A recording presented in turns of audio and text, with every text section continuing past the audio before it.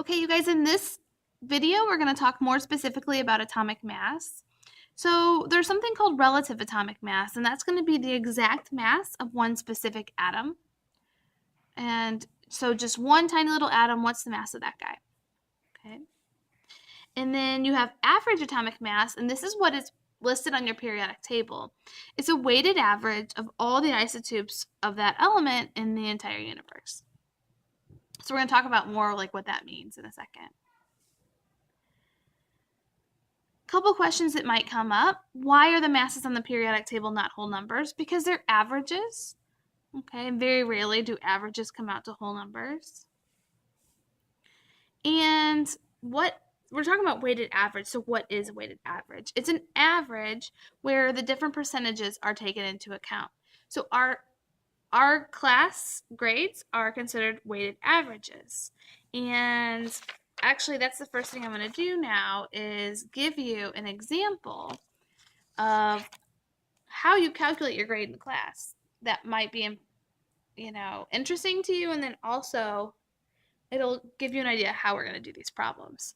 So let's go ahead and say that these are your averages in our class.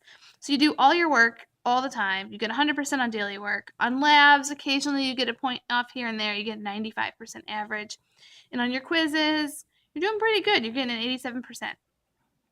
So if this is what you've earned, we need to take into account of the weight, how much each category is weighted.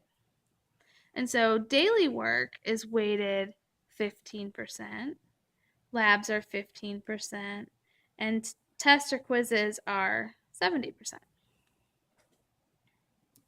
So what you're going to do, it's actually pretty simple.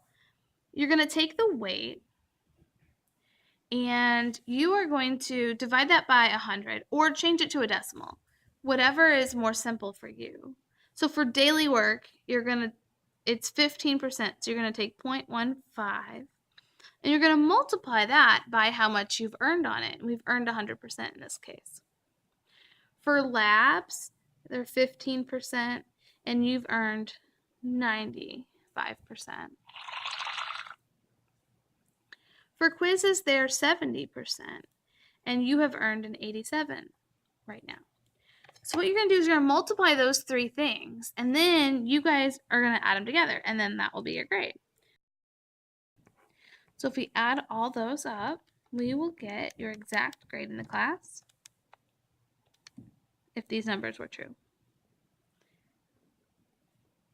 So if these were your numbers, you would be getting an A right now.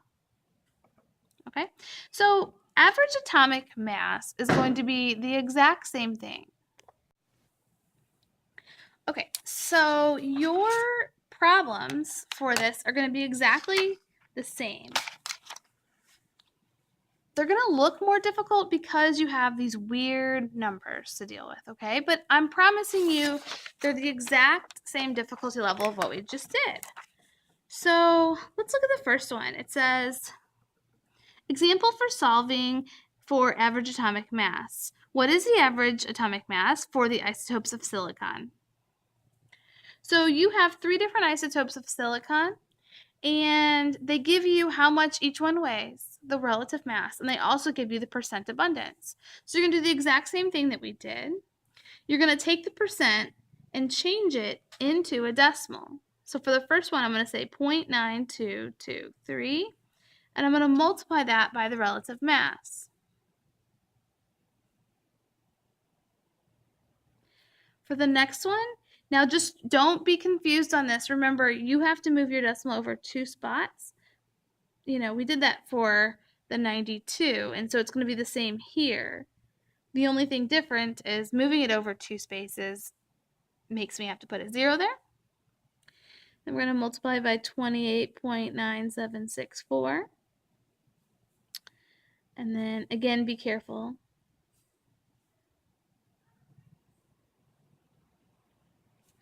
Okay, so I am going to multiply these guys, and then I'm going to add them all up.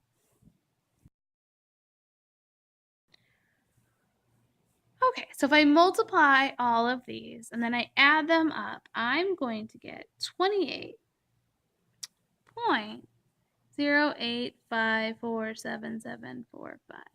And I'll show you how I would round. I would literally take the fewest number of sig figs given, and this one right here and this one right here have 3 sig figs, so I'll report my answer to 3 sig figs. So I'm going to say 28.1 is my average atomic mass for silicon.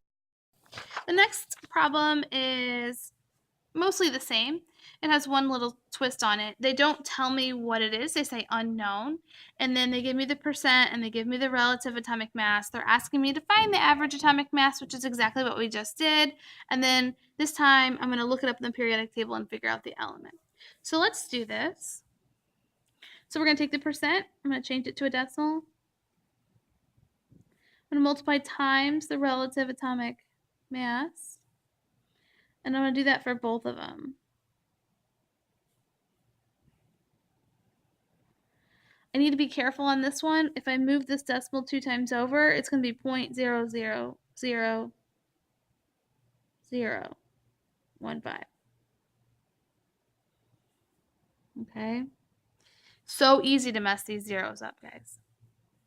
Okay, so I'm going to multiply these and add them together.